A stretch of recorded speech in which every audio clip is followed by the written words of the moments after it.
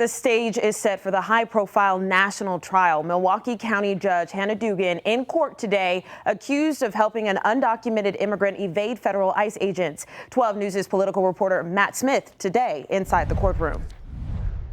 Milwaukee County Judge Hannah Dugan leaving the federal courthouse likely the last time before trial. Consideration on the offer that federal prosecutors offered. Not commenting on the plea deal the interim U.S. attorney says prosecutors offered her. Inside, U.S. District Judge Lynn Edelman on the final logistics.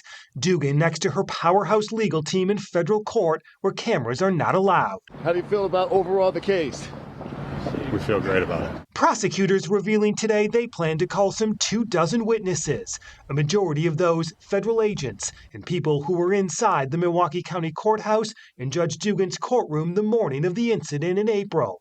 Moments captured on courthouse cameras, which will also be a key part of the trial. The first task, selecting a jury. More than 100 potential jurors already filling out questionnaires. Questions ranging from their news habits to past political affiliations. The trial incredibly high profile. FBI Director Kash Patel praising the arrest in a social media post.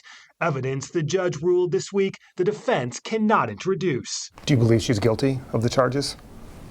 That's the decision for a jury to make. Interim U.S. Attorney Brad Schimmel with us last week defending the prosecution, which critics have called purely political. Is this a fair prosecution? This prosecution has survived the appropriate levels of getting an indictment, survived a motion to dismiss.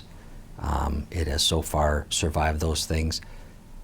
Prosecutors they have done this ethically.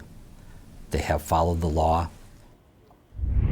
Matt, joining us live in the newsroom, walk us through what we should expect in jury selection. So a contentious process somewhat already in terms of what each side wants to ask potential jurors. We mentioned that pool of more than 100. Today, the judge already eliminated 34 of those potential jurors at the agreement of the prosecution and defense. Jury selection taking place ahead of the trial scheduled to begin December 15th. All right. Thank you so much, Political Director Matt Smith, live in the newsroom.